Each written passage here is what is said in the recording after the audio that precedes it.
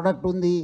ముఖ్యంగా మన IT కారిడార్లో plus unemployed యూత్లో ఇది ఒక మంచి investment opportunity, business investment opportunity, మీ అందరూ కూడా మంచి ఉద్యోగం వస్తుందని చెప్పి వాళ్ళు చాలా మోసం చేయడం జరిగింది. సో ఈ ఒక ఆనే చాలా క్లియర్ కట్ ఒక సూసైడ్ నోట్ కూడా రాసేశారు ఈ స్కీమ్లో. నాకు ఎంతలో ఆలోచించినా నాతోని కావడం లేదు. రోజుకు సమస్యను పెంచుకోవడం జరుగుతుంది. ప్రతిదీ అబద్ధం చెప్పాల్సి వస్తుంది. నేను ఏది మొదలు పెట్టినా అందులో మోసపోవడము జరుగుతుంది. నా వల్ల నా చుట్టూ ఉండే వాళ్ళని ఇబ్బంది పెడుతున్నాను. ఎందుకు ఇలా జరుగుతుందో నాకు ఏమో అర్థం కావడం లేదు. నేను చాలా ఆనెస్ట్ పర్సన్ను.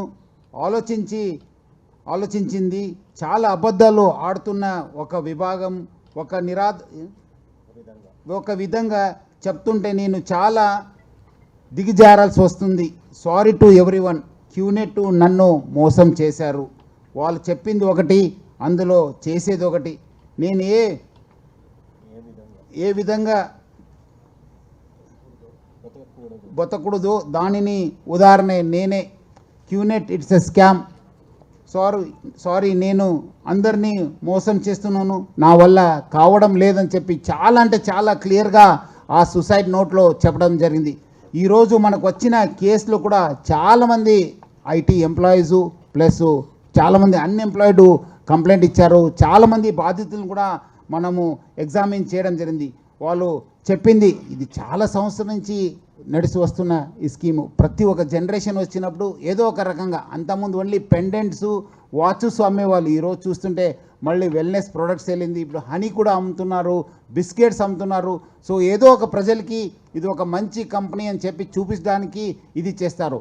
వాళ్ళు రిక్రూట్మెంట్ చేస్తున్నప్పుడు ఆ కంపెనీ పేరు చెప్పరు వాళ్ళు ఎక్కడ కూడా. ఎందుకంటే మళ్ళీ మీడియాలో మీరు అంతకుముందు కూడా చాలా ఈ ఒక స్కామ్ని బయట పెట్టడానికి మీరు అందరూ కూడా బాగా సహకరించారు. మీ అంతా మెటీరియల్, మీ ఒక వీడియోసు అంతా పేపర్లో వచ్చింది, అంతా నెట్లో ఉండడంతో క్యూనెట్ కొడితే అన్ని పాత స్టోరీస్ వస్తామని చెప్పి అది అందుకు మొదటిగా ఎవరు కూడా ఈ కంపెనీ పేరు చెప్పరు. వీళ్ళు ఎవరెవరు మోటివేటర్స్ చేస్తున్నారు, రిక్రూటర్స్ ఉన్నారు, టీమ్ లీడర్స్ ఉన్నారు. మంచి బిజినెస్ ఆపర్చునిటీ, మీకు మంచి ఒక ఇన్వెస్ట్మెంట్ చేయడానికి ఉంది. మీరందరూ కూడా ఐటీ ఎంప్లాయీస్, మీరు పెద్ద ఇల్లు కొనాలి, పెద్ద కారు కొనాలంటే మీకు సెకండ్ ఇన్కమ్ కావాల్సింది. ఇది మీకు ఒక మంచి సెకండ్ ఇన్కమ్ అని చెప్పి చాలామంది ఇట్లా మోసం చేయడం జరిగింది.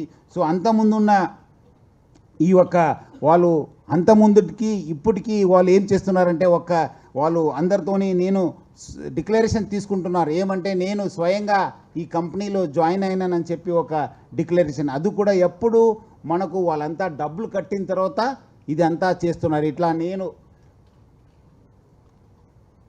I am purchasing the above products on my own free will for the benefits of which I have read has been told and understood in full details. I am clearly told this business is related to network with beyond direct selling అని చెప్పి. So వాళ్ళకు అంతా డబ్బులు కట్టిన తర్వాత మీరు ఈ ఒక ఇది చేస్తేనే